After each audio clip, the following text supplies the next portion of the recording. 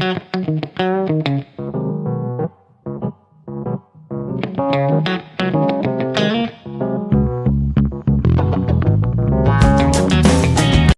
back to our channel on this beautiful day. We are absolutely thrilled to bring you the latest, most explosive updates from the heart of Genoa City. Grab your favorite beverage, settle into a comfortable spot, and prepare yourself, because the drama unfolding today will leave you utterly breathless. Let's dive straight into the chaos that is about to change everything. The upscale, sophisticated ambience of society is usually a sanctuary for the elite of Genoa City, a place where multi-million-dollar deals are struck over expensive wine and hushed conversations. However, on this fateful Monday, August 17, the elegant dining room becomes ground zero for a devastating corporate and personal earthquake. The fragile peace that has been meticulously maintained is about to be shattered into a million irreparable pieces. A shocking event is unfolding right before our eyes, one that will violently rip away the facade of civility and expose the dark, rotting core of unchecked ambition and historical secrets. When the dust finally settles on this catastrophic confrontation, the landscape of Chancellor Industries and the lives of everyone connected to it will be unrecognizable. What unseen forces have pushed these titans of industry to the absolute brink of mutual destruction? In a quiet, secluded corner of the restaurant, Lily Winters and Kane Ashby are sharing a meal, desperately attempting to carve out a moment of normalcy amidst the swirling chaos of their lives. There is a palpable tension in the air, a delicate dance of rekindled romance and lingering mistrust. The two former lovers are sharing a meal that is punctuated by subtle, flirtatious glances and a mutual desire to protect the legacy they have both bled for. They are trying to find their footing, to rebuild a bridge over the troubled waters of their past.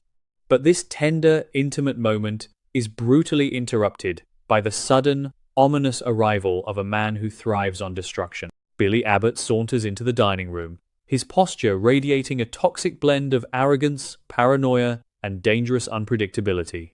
His mere presence is enough to lower the temperature in the room, casting a dark shadow over Lily and Kane's fragile reunion. Will this sudden intrusion be the catalyst that forces Lily and Kane closer together, or will it tear them apart forever?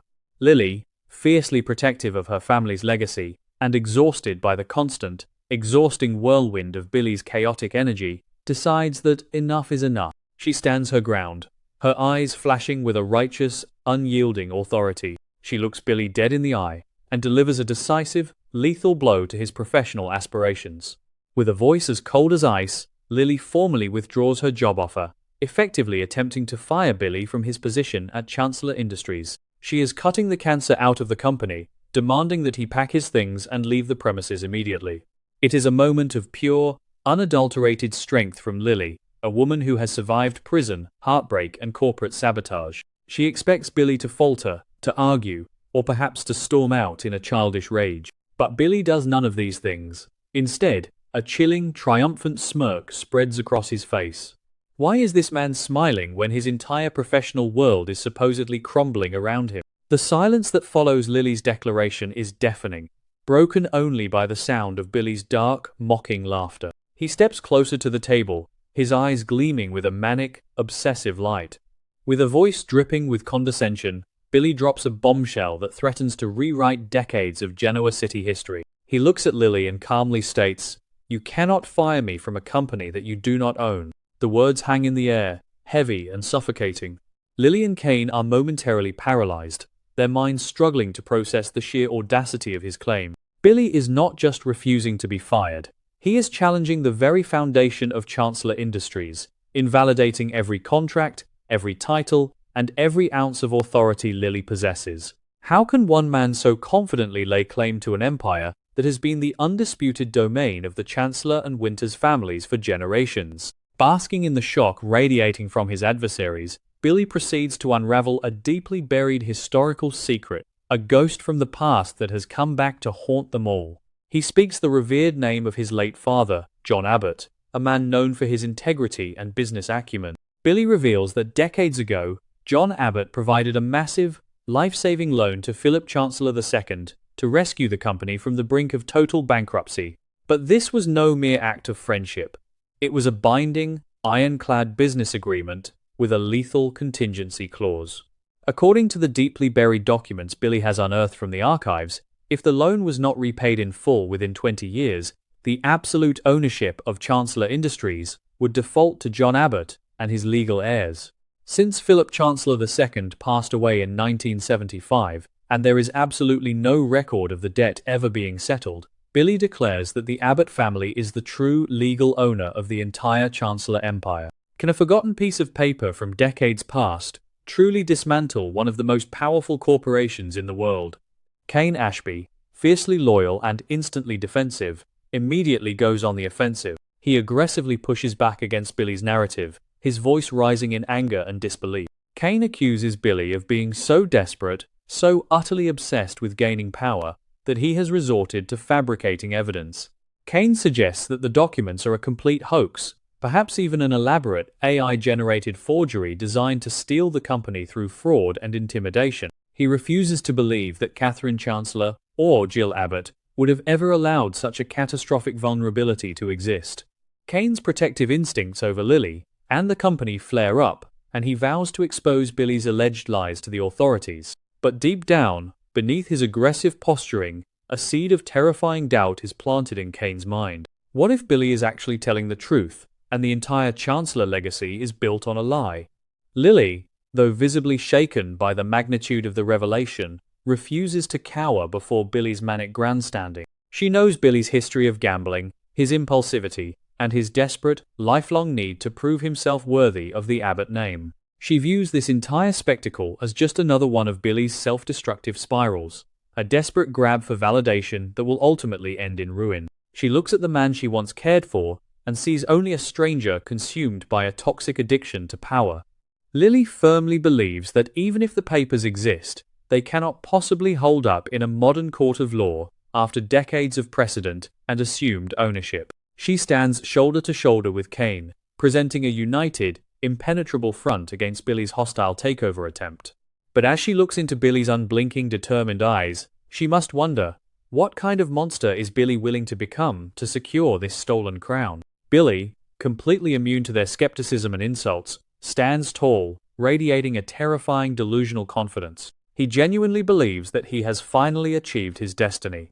He tells Lily and Kane that they can deny it all they want, but he has secured the keys to the kingdom. For Billy, this is not just about corporate power. It is about vindication. It is about proving to Jill, to Victor Newman, and to the ghost of John Abbott that he is a conqueror, a kingmaker.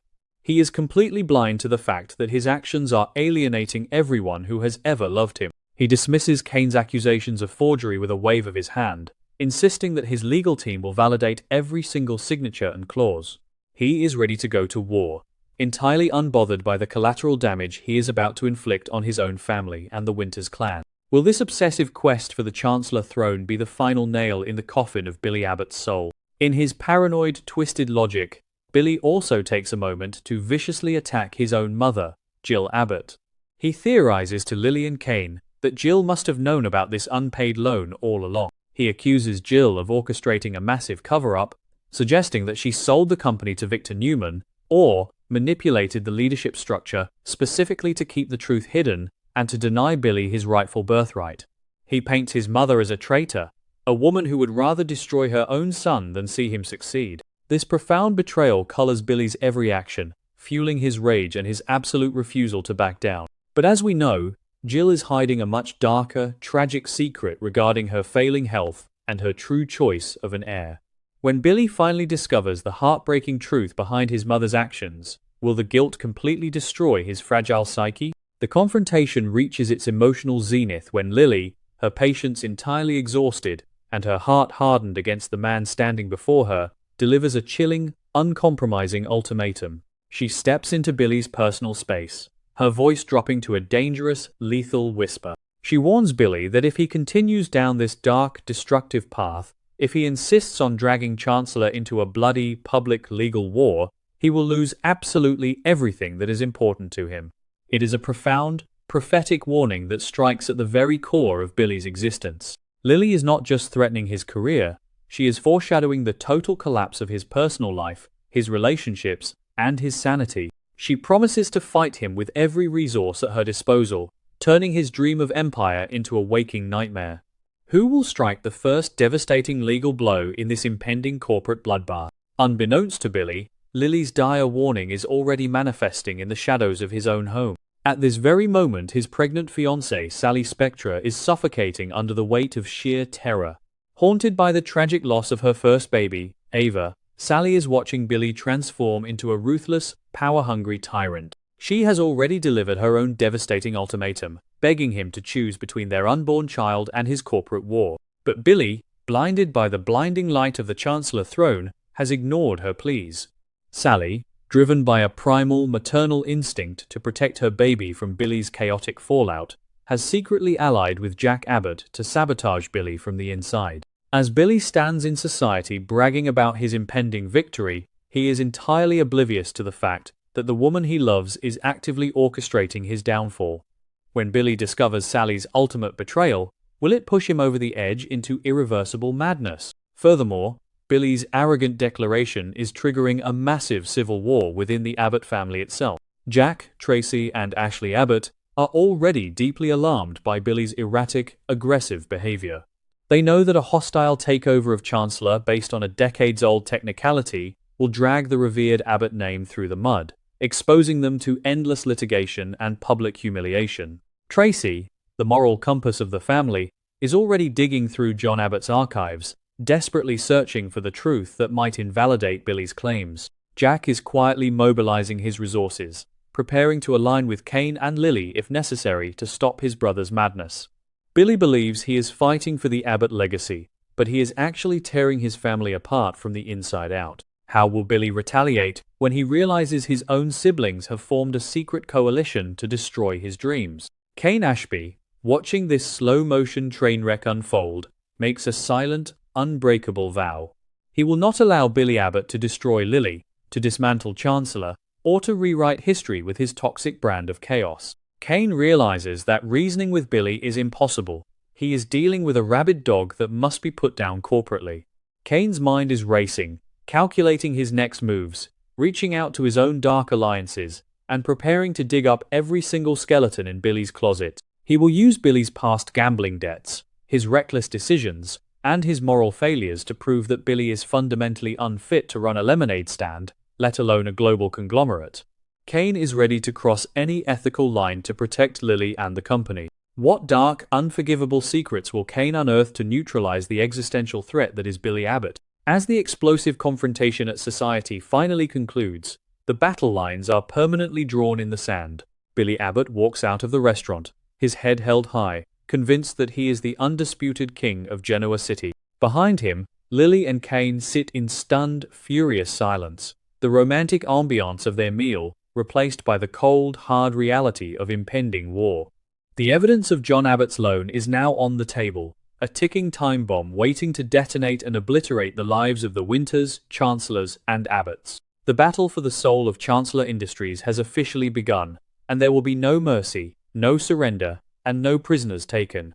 But as these powerful families prepare to tear each other apart in the boardroom and the courtroom, what unseen, malevolent force is waiting in the shadows, ready to exploit their division and destroy them all?